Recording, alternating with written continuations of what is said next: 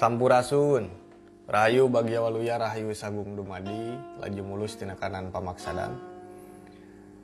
Senang sekali saya bisa kembali menyapa Anda semua dalam tayangan yang rutin saya buat ini. Dan saya harapkan Anda semua dalam keadaan baik, sehat, selamat, ada dalam kesadaran dan senantiasa berbahagia dengan siapapun dan dimanapun. Saya ingin sedikit berbagi kawan-kawan berdasar dari unggahan-unggahan saya sebelumnya. Sebelumnya saya telah membahas banyak hal yang berkaitan dengan Sunda, dari mulai sastra jendra dan yang lain-lainnya. Dan dari perjalanan itulah banyak komentar dalam unggahan-unggahan itu yang meminta saya membahas tentang apa sih Sunda Wiwitan secara spesifik begitu ya. Dan walaupun secara penuh kesadaran bahwa membahas Sunda Wiwitan bukanlah hal yang mudah bagi saya, tetapi setidaknya saya ingin meramu dari hasil pengalaman begitu ya. Karena pengalaman itu adalah guru yang paling nyata, guru yang paling penting. Untuk kemudian saya tawarkan kepada kawan-kawan semua. Dan tentu saja jangankan berbicara Sunda Wiwitan, berbicara Sunda sekalipun, baik secara kata maupun definisi itu kan sangat luas, sangat universal. Banyak makna, banyak arti dari berbagai sudut pandang. Dan tentu saja itu kan sebetulnya sebuah tawaran pula yang kemudian apakah kita menerimanya atau tidak begitu. Tetapi saya rasa sah-sah saja ketika kawan-kawan bisa menerimanya dengan baik ataupun memiliki satu rujukan yang lebih tepat, dirasa lebih tepat begitu. Termasuk Sunda Wiwitan sendiri. Tapi seperti biasa, saya kalau ngobrol seperti ini tidak mau terburu-buru, tergesa-gesa. Kita sambil udud. Nah, di sini saya akan memberikan gambaran saja, tidak secara mendalam, karena perlu waktu yang tidak sedikit, tidak bisa secara singkat. Memang harus terpola begitu ya. Takutnya nanti malah kabur pembahasannya. Jadi saya akan beri gambaran secara acak saja begitu. Bahwa Sunda Wiwitan atau yang dimaksud dengan Sunda Wiwitan hari ini seolah-olah ada bukan penyimpangan yang disengaja sebetulnya. Itu mungkin dampak dari ketidaktahuan atau memang tidak ingin tahu sekalipun. Dan banyak yang menganggap bahwa Sunda Wiwitan adalah sebuah ajaran. Hari ini ya, dianggap sebagai sebuah agama yang kita kenal hari ini dengan agama. Bahkan istilah agama sendiri sebetulnya asli milik bangsa kita, bukan dari bangsa lain. Agama itu istilah agama ya. Lalu juga istilah Tuhan ya. Tuhan itu asli loh. Itu milik bangsa kita. Jadi bukan dari bangsa lain. Apa yang dimaksud dengan Sunda Wiwitan? Sunda Wiwitan lebih spesifik pada personal. Bukan dipersonifikasikan tetapi merujuk pada personal, pada manusia begitu.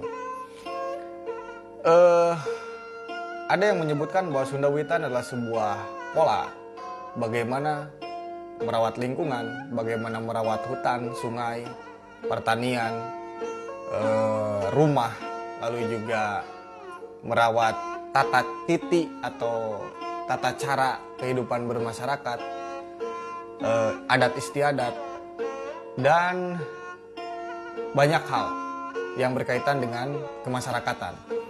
Apakah itu salah? Sama sekali tidak, itu benar. Toh pada akhirnya adalah sebuah ilmu, yang ilmu itu bisa disebut ilmu ketika sudah dialami secara langsung. Kalau misalkan dari mulut ke mulut, misalkan saya menyampaikan Sunda Wiwitan kepada Anda saat ini, lalu Anda mendengarkan itu, Anda menangkap itu dan masuk ke memori Anda, apakah itu sudah menjadi ilmu? Tidak, itu baru pengetahuan. Tetapi nanti ketika sudah dipraktikkan, artinya sudah menjadi bagian dari pengalaman, menjadi bagian dari empiris, maka itu sudah menjadi ilmu. Makanya ilmu itu ulah cek batur, ilmu mah kudu cek aing gitu kan. Dalam Sunda seperti itu. Tenang, ngarokok heula. Sundawitan adalah ketika seseorang telah mengalami pencerahan dalam hidupnya, telah tercerahkan gitu ya. Ketika bagaimana dia sudah mengetahui cara berbudaya, cara mencintai tanah airnya, tanah kelahirannya, bagaimana dia hidup bermasyarakat, bagaimana dia hidup berpendidikan, bagaimana hidup beradab, beretika, lalu bagaimana dia mampu memberikan pengabdian kepada bangsa dan negaranya lewat kompetensi yang ia miliki. Itu yang disebut dengan Sundawiwitan. Tahan dulu, itu bukan ajaran ya, itu orangnya, personalnya. Itu disebutnya Sundawiwitan. Jadi kalau selama ini banyak yang menganggap Sundawiwitan adalah sebuah kepercayaan, aliran agama, itu salah. Nah lalu, apa yang disebut dengan ajarannya? Ajaran, katakanlah, kalau secara gampangnya gini. Jadi naon atuh, anu baheula ku karuhun urang di anu teh, nah Sundawiwitan bukan. Sundawiwitan itu orangnya, sebutan kepada orang yang dirinya sudah mengalami pencerahan. Sudah tercerahkan begitu ya. Tercerahkan seperti apa? Yang tadi, dia tahu bagaimana cara hidup berbudaya, bermasyarakat, bernegara. Itu Sundawiwitan. Tetapi kalau kepercayaannya itu adalah, atau kita sering menyebutnya dengan ajar Pikukuh Sunda, atau ada juga yang menyebut dengan ajar Pikukuh Jati Sunda. Ada pula yang menyebut dengan Jati Sunda. Nah, itu baru ajarannya, nilai-nilainya di sana. Tetapi kalau orangnya disebut dengan Sundawiwitan. Jadi ini bukan sesuatu yang apa ya? Yang sama, tidak, ini tidak bisa disamakan antara orang dan keyakinan begitu. Ini tetap sesuatu yang berbeda.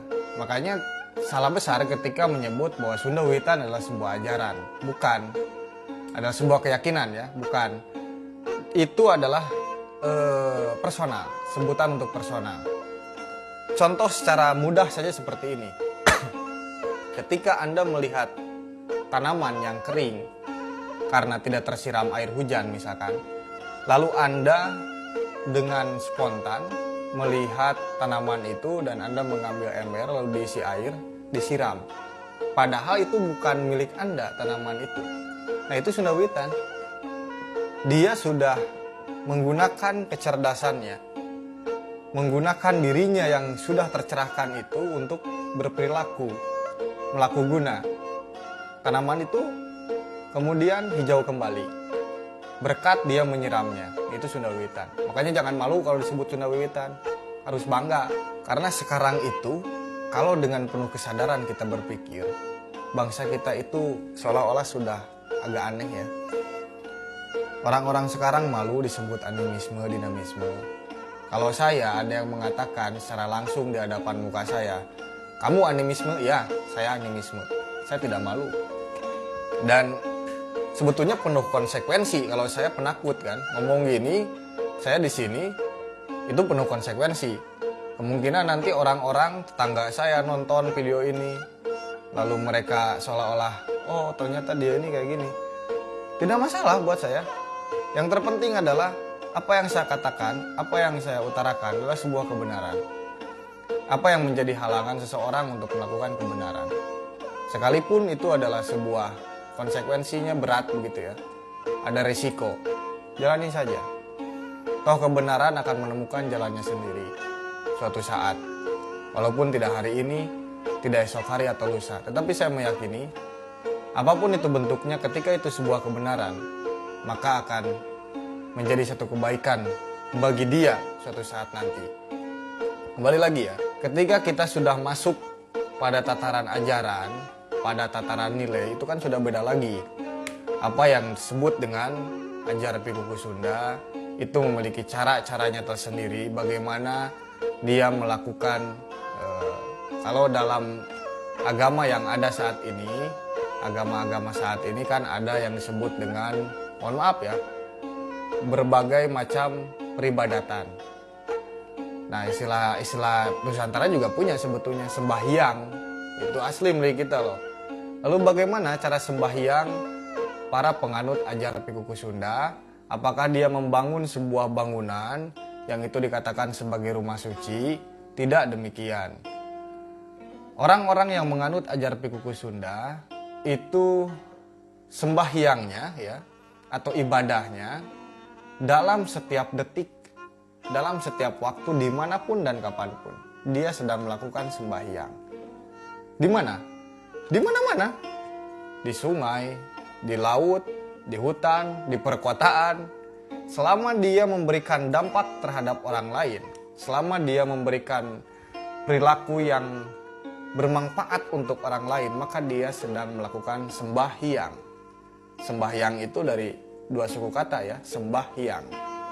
Karena hyang pun itu istilah, kalau kita kan istilah kita hari ini Tuhan. Ya secara umum dikenalnya seperti itu. Tetapi untuk Tuhan sendiri kita punya satu nama yang disebut dengan hyang.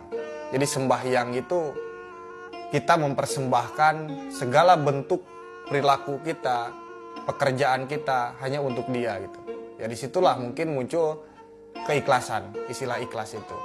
Sebetulnya hari ini banyak sekali pengerucutan nilai atau pengkerdilan katakan. Karena ketika berbicara Sunda sendiri hari ini, orang-orang hanya menganggap Sunda adalah sebuah etnis yang tinggal di Jawa bagian kulon atau Jawa Barat. Dari perbatasan Jawa Tengah, Ciamis, Banjar, Pangandaran sampai Banten selesai. Padahal Sunda bukan sekedar itu. Sunda pada zaman dulu itu jauh, lebih jauh daripada itu. Sunda adalah sebuah tataran yang luas, yang kemudian para ilmuwan menyebutnya dengan Sundalandia atau Sundaland. Makanya kalau di peta yang dulu, itu ada Sundalandia atau Sundaland itu, masih tertera. Sunda adalah sebuah paparan yang sangat luas, yang di situ ada beragam kelompok begitu ya. Lalu juga sering muncul pertanyaan, apakah para penganut ajar Pikuku Sunda ini memiliki perbedaan dalam kehidupan sehari-harinya, misalkan dalam penampilan atau perilaku? Saya rasa tidak sama sekali. Para penganut ajar Pikuku Sunda tentu saja menjalankan kehidupannya dengan norma-norma saja. Tidak ada perbedaan, baik secara perilaku maupun penampilan, apalagi penampilan ya. Lalu apakah ketika Anda melihat orang yang menggunakan ikat kepala, lalu menggunakan baju adat, ini penuh dengan batu, ini penuh dengan gelang, pakai kalung, apakah langsung Anda menganggap bahwa mereka adalah ajar Pikuku Sunda, penganut ajar Pikuku Sunda? Tidak. Orang Eropa juga kalau mau pakai baju Sunda ya sah-sah saja, tidak ada larangan gitu ya. Dan sebetulnya kalau saya secara pribadi ya, kepercayaan itu bukan untuk diumum-umumkan gitu, bahwa saya adalah penganut A gitu, saya penganut B, tidaklah. Karena mungkin sebagian orang paham bahwa ajaran itu sifatnya, kepercayaan itu ya sifatnya vertikal, lurus begitu, antara aku dan dia, selesai. Tapi yang kita soal di sini adalah sebuah nilai yang kemudian kita akan saling tukar itu dan menjadi buah perilaku begitu ya. Tetapi kalau misalkan penuh dengan desakan, kadang-kadang kan ruwet juga kalau memperhatikan orang-orang yang seperti itu. Kita didesak misalkan, kamu Sunda Wiwitan ya, kita akui saja. Apa susahnya? Apa malunya gitu? Ya saya Sunda Wiwitan gitu. Karena memang Sunda Wiwitan itu sebutan untuk orang gitu, untuk personal. Akui saja, kenapa mesti malu? Karena Sunda Wiwitan adalah sebuah ilmu. Adalah orang yang sudah mengalami pencerahan. Harusnya bangga disebut Sunda Wiwitan. Kenapa mesti malu gitu? Dan sampai hari ini juga saya secara pribadi masih agak bingung. Kenapa di negara kita label agama itu seolah-olah menjadi sesuatu yang harus dibawa ke dalam berbagai urusan gitu. Mau bikin ini ditanya agamanya apa, mau masuk ke sini ditanya agamanya apa. Apa yang menjadi masalah? Yang itu sebetulnya tidak ada kaitannya, tidak ada fungsinya, tidak ada manfaatnya juga sebetulnya. Bahkan ketika ada orang yang mengeluarkan statement biasanya yang tidak sesuai dengan kepribadiannya, langsung disangkut pautkan dengan agama. Oh ini gini. Cobalah. Bahkan kalau kita mau mikir gitu, kenapa orang-orang yang di negara yang mayoritas ateis itu lebih maju? Karena mereka sudah selesai dengan itu sebetulnya. mereka tahu dalam hidup bernegara itu yang harus dirumuskan adalah masalah-masalah yang kemudian harus dicari solusinya bersama-sama, bukan malah terjebak pada kepercayaannya. Kalau itu sekali lagi urusannya antara saya dan dia, selesai. Bahkan saya sampai hari ini masih sering mengutip puisi dari Djoko Pinurbo. Kalau tidak salah, ketika kau menanyakan apa agamaku, agamaku adalah air yang membersihkan pertanyaanmu. Wah, itu luar biasa sekali. Jadi sebetulnya kita harus mulai cerdas dalam berperilaku, cerdas dalam berkata-kata, berucap, bertutur, begitu ya. Jangan selalu menyinggung hal-hal yang demikian. Mari kita hidup di negara yang sangat kaya ini, yang sangat luar biasa ini, tanpa harus selalu mengacungkan identitas. Bahkan kan kalau dilihat agama-agama yang ada saat ini, seolah-olah visi misinya mengumpulkan umat sebanyak-banyaknya. Yang itu entah untuk apa gitu. Tetapi yang jelas, hari ini mari kita mulai duduk bersama, merumuskan untuk kepentingan bangsa dan negara. Begitu ya. Dan saya harap Anda semua dalam keadaan baik, sehat, selamat. Mudah-mudahan kita bisa berjumpa kembali dalam tayangan berikutnya. Atur nuhun, sampurasun, rahayu bagja waluya, rahayu sagung dumadi, laju mulus tinekanan pemaksadan. Rahayu, rahayu, rahayu.